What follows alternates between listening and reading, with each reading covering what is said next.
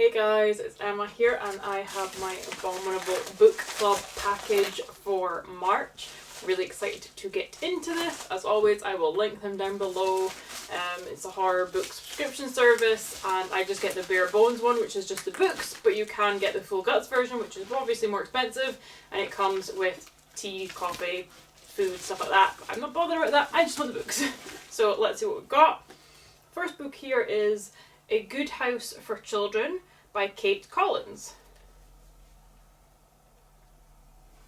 It says, despite Orla's misgivings, her husband insists a crumbling mansion at the edge of the Dorset cliffs is the perfect place to raise their 2 children.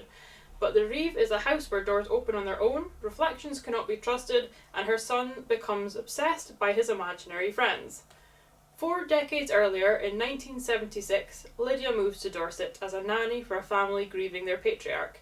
She also soon starts to hear and feel things that can't be real, but her bereaved employer doesn't listen when Lydia tells her something is wrong. Both Lydia and Orla realise that the longer they stay at the Reeve, the harder it will be to keep the children safe from whatever lurks inside it. A Good House for Children is the bone-chilling tale of 2 women bound together by a terrible place. That sounds interesting, I like that, and the cover is gorgeous, and I am a sucker for a good cover, so that is book 1. Book 2 is Black Sheep by Rachel Harrison. It's another cool cover. And it says, nobody has a normal family, but Vesper writes is truly something else. Vesper left home at 18 and never looked back, mostly because she was told that leaving the staunchly religious community she grew up in meant she couldn't return. But then an invitation to the wedding of Vesper's cousin Rosie arrives. Something inside her insists she go, even if it means returning to the toxic environment she escaped. Even if it means reuniting with her mother, Constance, a former horror film star and forever Ice Queen.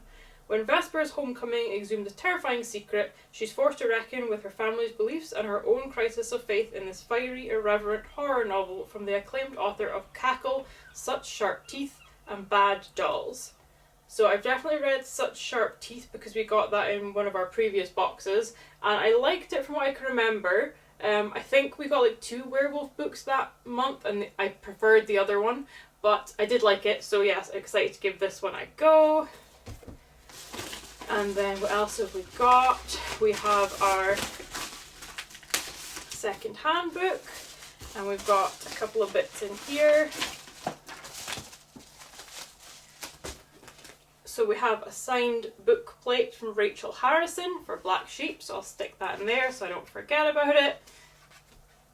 We've got our Abominable Book Club bookmark, and there's a little typed sheet here from Rachel as well about Black Sheep. So again, as always, I will quickly give this a skim after I finish recording, and if there are no spoilers in it, I will pop it up here somewhere. But yeah, that is everything else that's in there, so the last thing left is just our second-hand book, always wrapped in brown paper and string with the Accursed Library wax seal on it, which I think is so cool. So let's see what we got for our second-hand book.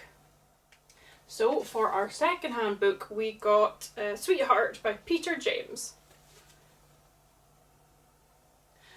It says, Charlie has a strange feeling when she sees the idyllic mill house with its cluster of outbuildings, the lake and the swirling mill stream. A powerful sense of recognition, as if she's been there before, except she knows she hasn't. After Charlie and her husband Tom move into Elmwood Mill, sinister memories of a previous existence start to haunt her. Despite both their attempts to dismiss everything with rational explanations, the feeling turns to certainty as the memories become increasingly vivid and terrifying. Charlie is persuaded to undergo hypnosis, but in searching deep into her past, she unwittingly opens a Pandora's box of evil, and now the terror is free. Ooh, that sounds really cool, I can't wait to read that. So again, it's a second-hand book, but it is in good condition, the pages aren't really yellowed or anything. Let's see what year it came out. It was... This edition was 2005, so that is a fair while ago now. So yeah, that's a great condition for that book. So that is everything that's in the package though. So we got our second-hand book, Peter James' Sweetheart. We got Black Sheep by Rachel Harrison. And we got A Good House for Children by Kate Collins. So that is it for this one, guys. Any comments, leave them down below, share it with your friends, give it a thumbs up, and I will catch you next time, guys. Bye!